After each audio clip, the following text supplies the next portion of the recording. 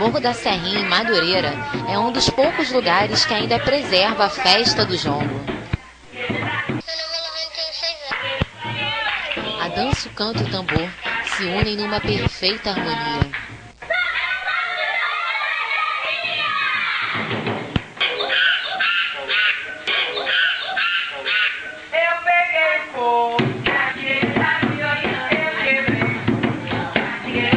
Eu saía de casa aí, escutando o tambor, crescia e já saía andando e ia pro terreiro, com certeza. Mas faz parte já da cultura aqui da Serra. O jongo, para mim, representa a ligação com os ancestrais, uma ligação muito forte com raiz. Representa para mim. E essa união toda, dessa turma toda, acho que é uma coisa muito forte, criança, velho. Jongo é arte, né? Jongo é expressão de um povo e é principalmente uma expressão popular, né? Eu acho que é muito forte. Uma das coisas que mais gosto nessa vida é o jongo. E me sinto entregue de corpo e alma. Me sinto todos os fluidos maravilhosos da vida. Me sinto bem. Quando a roda começa, não tem como ficar parado. O ritmo encanta pela batida perfeita do tambor.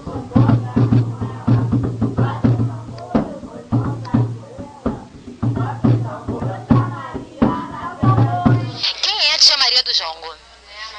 Tia Maria do Jongo é Tia Maria de Lourdes Mendes. Nascida aqui, né, em Madureira, na Serrinha.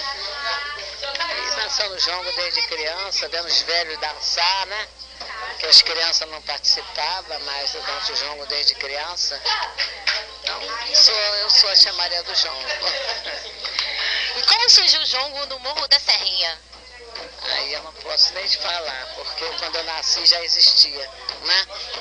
Eu nasci no ano 20, minha mãe veio de Minas no ano 10. Aí quando ela chegou aqui, ela já trouxe o jongo na bagagem dela. Cantava pra gente, comentava com ela lá nas fazendas, como era o jongo. Quer dizer que eu não sei dizer quando começou, né? O jongo, acho que desde o tempo da escravidão, sempre imperou em todo lugar. Nós estamos aprender a dançar com a vovó Maria Joana. Ela que dançava, fazia rodinha de jongo na casa dela, que Darcy gostava muito, né, o filho dela. Aí ela fazia a roda de jongo com ele, ali em casa, a gente brincava.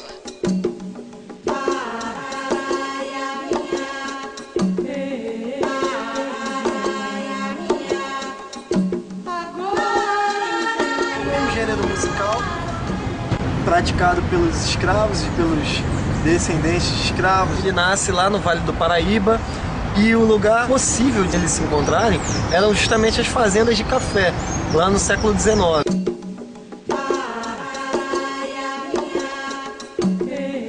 Onde mais tinham escravos e onde era mais praticado o jongo eram nas fazendas de Vassouras, nas fazendas de Valença também, era um município muito produtor. E mais lá para cima do Vale do Paraíba, nas fazendas de café lá de Resende, né, de Pinheiral, e até Volta Redonda também. Então os escravos começam a se concentrar nessas fazendas, eles vão praticando o jongo, só que a partir de meados do século XIX, principalmente a partir de 1850, a Inglaterra começa a pressionar Portugal pelo fim do tráfico negreiro. E assim foi feito. Em 1850 é extinguido o tráfico negreiro aqui no Brasil, e uma série de restrições à escravidão vão se impondo. Isso significa o quê? Isso significa inicialmente que o número de escravos vai começar a diminuir nas fazendas. E com o desenrolar do movimento abolicionista e principalmente com o desenrolar da crise do café, os escravos vão começando a migrar para cá, para o Rio de Janeiro. E é daí que vai começar a surgir jongos conhecidíssimos. O mais conhecido é o jongo da Serrinha, aqui em Madureira, a pouquíssimos quilômetros daqui do centro do Rio de Janeiro.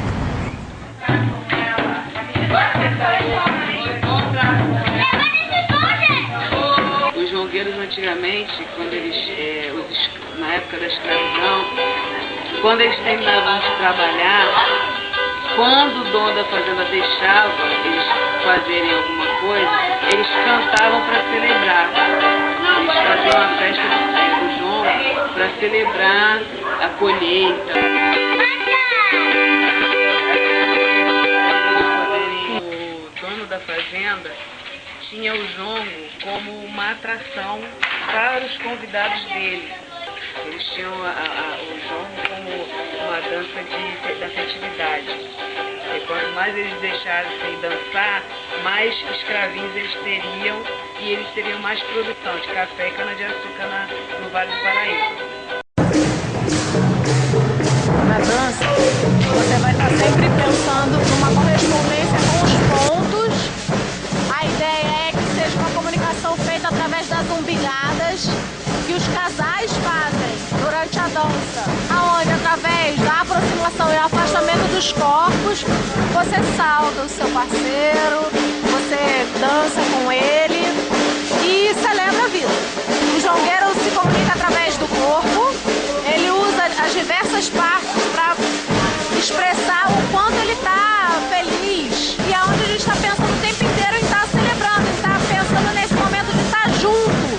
Então ele se expressa através dos gestos largos, dos seus braços, onde ele está o tempo inteiro trocando a sua energia, trocando o seu saravá, trocando o seu axé.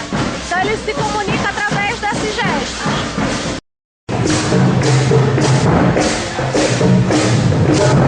A gente vai ter dentro da estrutura do jongo, na cidade do Rio de Janeiro, a força bem pulsante do jongo da Serrinha, que é o representante maior do jongo aqui no nosso município. Então o jongo da Serrinha, ele apelida alguns passos. O mancador é um passo, normalmente a postura do jongueiro é uma postura onde você vai ter a reverência à terra e a reverência ao céu. Você tem a conexão direta com os tambores, que são os primeiros elementos, né, instrumentais que entram dentro da cultura jongueira. Então você vai ter, por exemplo, o mancador, é uma estruturação de pulsação, de flexionamento de joelhos, onde você está o tempo inteiro pulsando na música. O tabeado é uma batida forte com o pé direito, como se fosse uma estrutura de amassar o chão.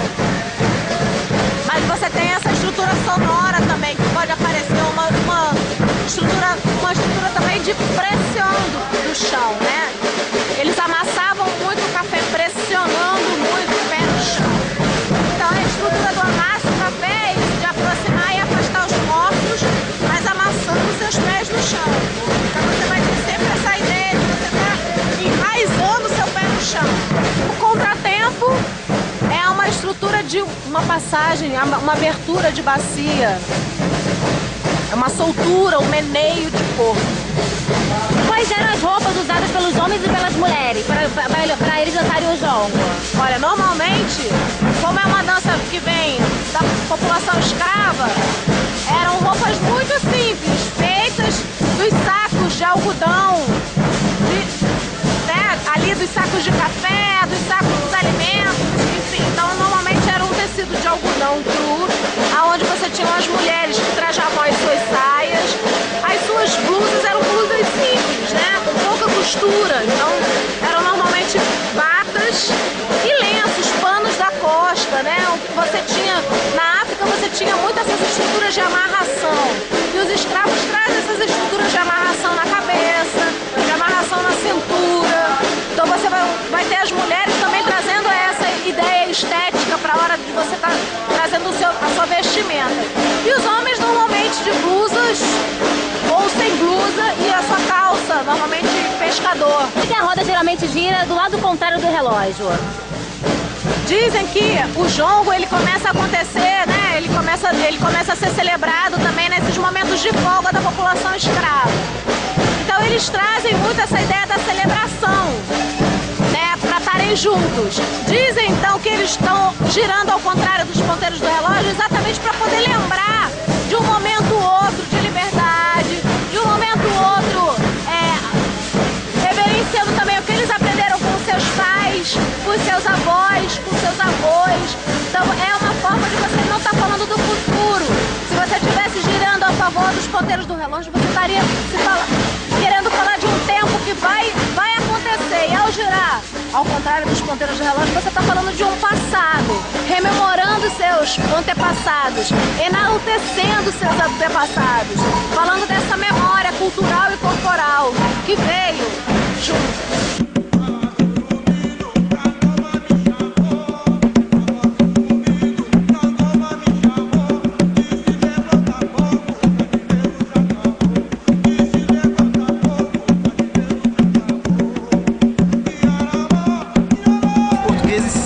tentaram travar, pelo menos dificultar ao máximo essa questão da comunicação entre os escravos. O primeiro passo era você separar os dialetos, você não deixar grupos de escravos dentro do mesmo navio, dentro do mesmo porão, que falassem o mesmo idioma, que falassem o mesmo dialeto. Como o jongo ele é metafórico, né? Ele é cantado de uma maneira voltada puramente para metáfora, o que você diz não é o que você quer dizer, entendeu?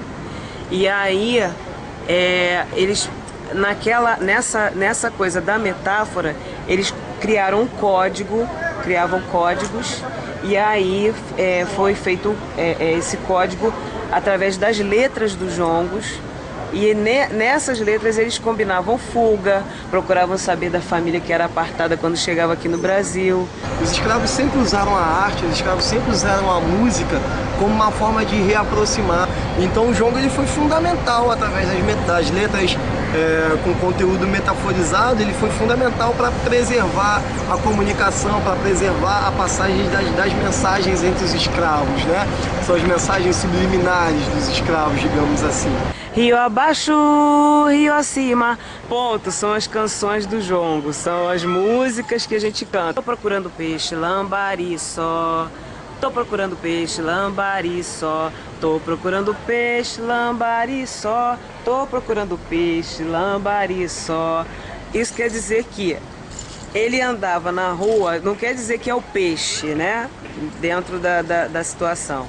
Rio abaixo, rio acima. Ele estava andando na rua, procurando alguém que resolvesse o problema dele. E só achava peixe pequeno, que era lambari. Lambari é um peixe pequenininho. Ou seja, ele só achava lambari para poder resolver e ninguém resolvia nada. Um exemplo de jongo cifrado é esse aqui, na época, na ocasião da abolição. No início, né, a questão do herói na história do século XIX ainda era muito forte, né? Aquela história positivista, que valorizava demais o herói, uma pessoa como agente da história. E o agente da história da abolição, na época, foi a Princesa Isabel. E os jongueiros fizeram um ponto muito conhecido até hoje, que era assim: eu pisei na pedra, a pedra balanceou, o mundo tava torto, rainha endireitou. Eu pisei na pedra, a pedra balanceou, o mundo tava torto, rainha endireitou. Eu pisei na pedra, a pedra balanceou, o mundo tava torto, rainha endireitou. Esse é um pedaço da música, é muito interessante. Em um curtíssimo espaço, né, de tempo, os caras falaram sobre muita coisa. Eles usaram para fazer uma comunicação bastante ampla. Eu pisei na pedra, a pedra balanceou. Se ele pisou e balanceou, é porque tem algo em falso, né? Tem algo que não está no seu devido lugar. O mundo estava torto, rainha endireitou. Se o mundo está torto, é por quê? É porque tem alguma coisa errada, tem alguma coisa acontecendo no mundo que não está certo. E o que é que está errado? O que está torto nesse mundo? A escravidão.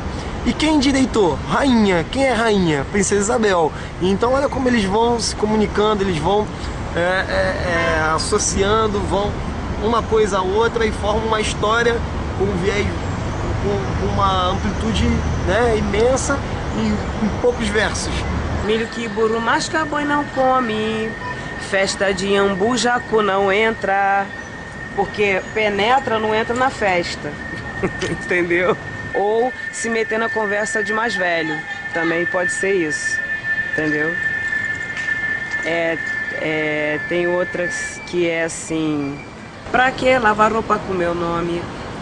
Para que lavar roupa com meu nome? Na venda tem sabão. Para que lavar roupa com meu nome? Auê. Ou seja, para que fazer fofoca com meu nome?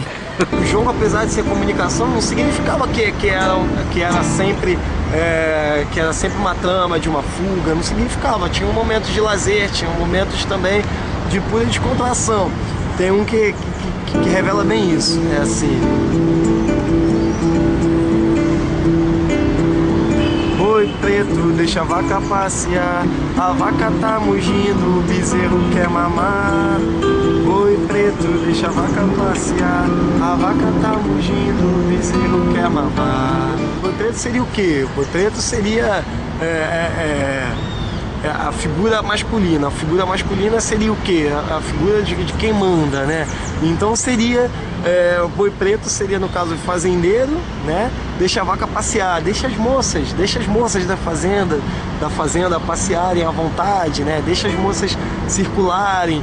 Pra quê? A vaca tá mugindo, o bezerro quer mamar. Quem são os bezerros? São os escravos, ou seja, deixa que as mulheres passeiem livremente, deixa que as mulheres se divirtam aqui, que deixa os escravos terem uma folga para tomarem uma cachaça, para tomarem uma aguardente, se distraírem, se divertirem. Então, muito duplo sentido, muita coisa, muita informação em poucos versos. Esse é o jongo, mensagem cifrada, comunicação o tempo todo.